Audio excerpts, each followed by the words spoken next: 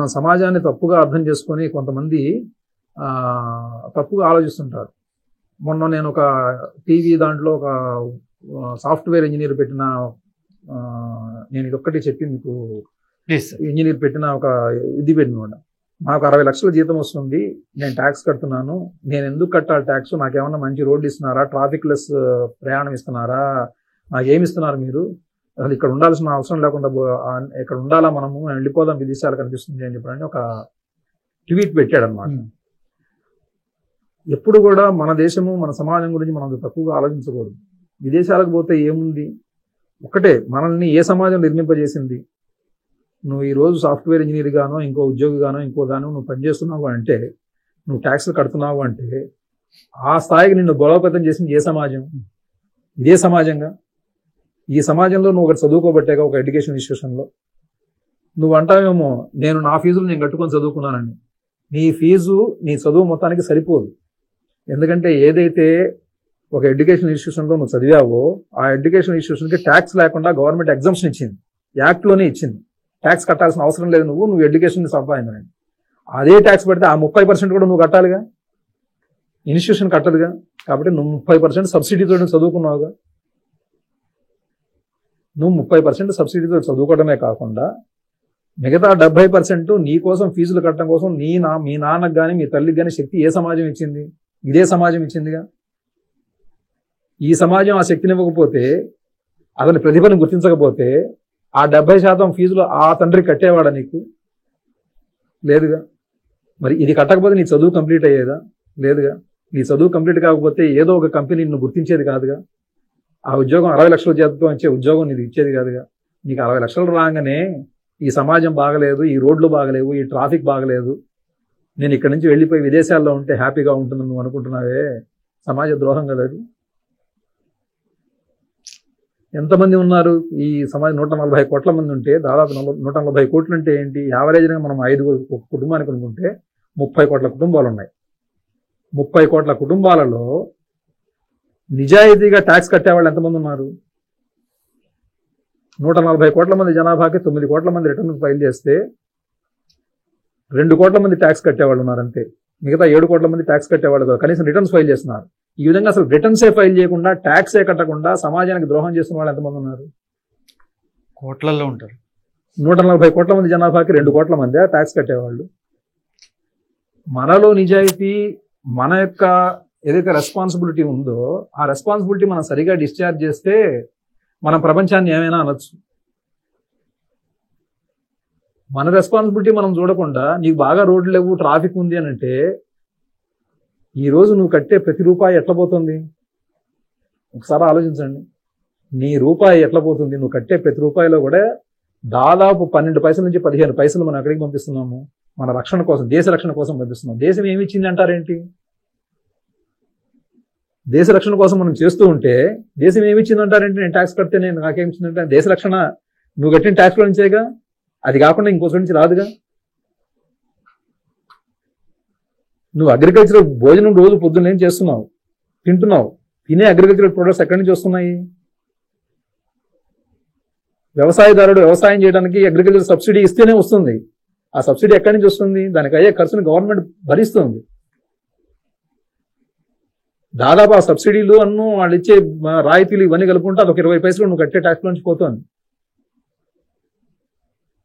Health and education cess నీ దగ్గర నుంచి కలెక్ట్ చేసినా కూడా 6 పైసలు దాదాపు నువ్వు కట్టే ట్యాక్స్ లో నుంచి హెల్త్కి, ఎడ్యుకేషన్కి ఒక యూనివర్సిటీ పెడుతుంది. ఒక ఇంజనీరింగ్ స్టూడెంట్ని కానీ ఒక మెడికల్ స్టూడెంట్ని కానీ తయారు చేసి 5 సంవత్సరాలు తయారు చేసి గవర్నమెంట్ బయటకు పంపించాలంటే గవర్నమెంట్కి ఎన్ని లక్షల రూపాయలు ఖర్చు అవుతున్నాయి? ఇవన్నీ గమనించకుండా నా ట్యాక్స్లు నాకేమిస్తున్నాయి అంటే, నువ్వు చదువుకున్నా, నువ్వు రోజు తింటున్న ప్రతి దాంట్లో కూడా ఎవడో ఒకడు ట్యాక్స్ కడితేనే దాంట్లో సబ్సిడైజ్డ్ అయ్యి నీకు ఈ రేటుకు వస్తుంది.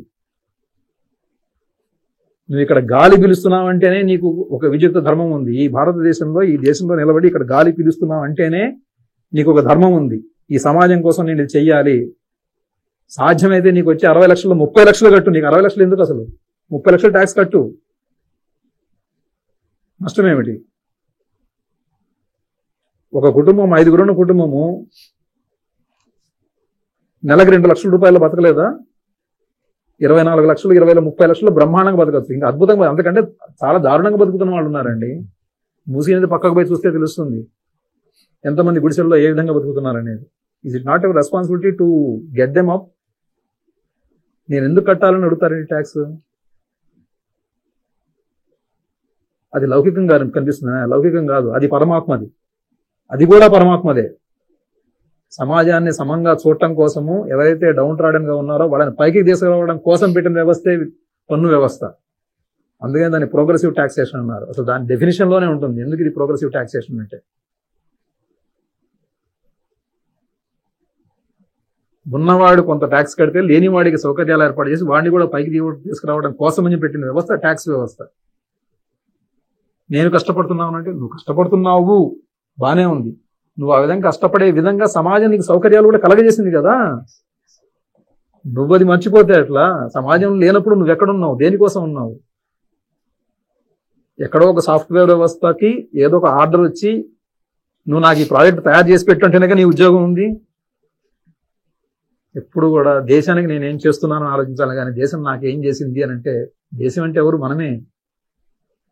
అది ఆలోచించాలి. అది నాకు చాలా బాధేసి నేను విదేశాలు వెళ్ళిపోతానంటే, నీకు ఇక్కడ పెడితే అందరూ కూడా నీకు అన్ని సౌకర్యాలు చేసి సబ్సిడీలు కూడా ఇచ్చి నీ చదువు కంప్లీట్ చేసి నీకు ఉద్యోగం వచ్చేది చేస్తే నేను వెళ్ళిపోతాను, నాకు ట్రాఫిక్ ఎక్కడ ఎక్కువైందంటే ఉంటుంది ట్రాఫిక్. ట్యాక్సులు సరిగ్గా కట్టకపోతే ట్రాఫిక్ ఉంటుంది. 140 కోట్ల మంది 2 కోట్ల మంది ట్యాక్స్ కడితే ఉంటుంది ట్రాఫిక్, అట్లనే ఉంటుంది. అదే మీరు కట్టి చూడండి, అందరూ ఎవడైతే నిజాయితీగా నాకు ఈ రూపాయి వచ్చింది, నా 30 పైసలు నాది కాదు గవర్నమెంట్కి అని ఎవడైతే ఇచ్చి చూడండి, వ్యవస్థ ఇంకా ఎంత బాగా జరుగుతుందో. నీ నియమితమైన ఏదైతే కర్మ ఉందో, నియతం కురు కర్మత్వం కర్మ జాయోహ అకర్మణ అన్నాడు పరమాత్మ. నీ నియమితమైన ఏదైతే కర్మ ఉందో ఆ కర్మని నువ్వు పాటించకుండా ప్రపంచాన్ని తిరిగే ఉపయోగం ఏముంది? నువ్వే పాటించాలి ఫస్ట్. పాటిస్తే ఇంతకంటే గొప్పగా అమెరికా ఏమనికి వస్తుందని మనం ముందు. అది చేయకపోవడం వల్లనే భారతదేశం ఇట్లా ఉంది. భారతదేశంలో ఎవరెవరినో తిట్టక్కర్లా, మనల్ని మనం తిట్టుకుంటే చాలు. మన లోపలికి మనం చూసుకున్నాం అనుకోండి, మనం ఏ రోజు ఎన్ని అబద్ధాలు చెప్తున్నాము, ఏ రోజు ఏ విధంగా ప్రవర్తిస్తున్నాము, మనలో ఉన్న లోపల మనకు ప్రత్యక్షంగా దర్శనం అయిపోతుంది. భగవంతుడు చెప్తాడు, లోపల చెప్తుంటాడు గుండెల్లో, సర్వస్య చాహం హృది సన్నివిష్టో మత్త స్మృతి జ్ఞానం అపోహనంచ. ఆ విధంగా నేను హృదయంలో కూర్చొని నేను నీ చేత ఈ భ్రమలలో ఇటువంటి ఆలోచనలు చేయిస్తున్నాను అని చెప్పినని పరమాత్మ అన్నాడు అనమాట. నువ్వు ఎప్పుడు బాగుపడతావా అని చూస్తున్నాను ఈ విధంగా చేయించి నిన్ను భ్రమలలోకి నెట్టి.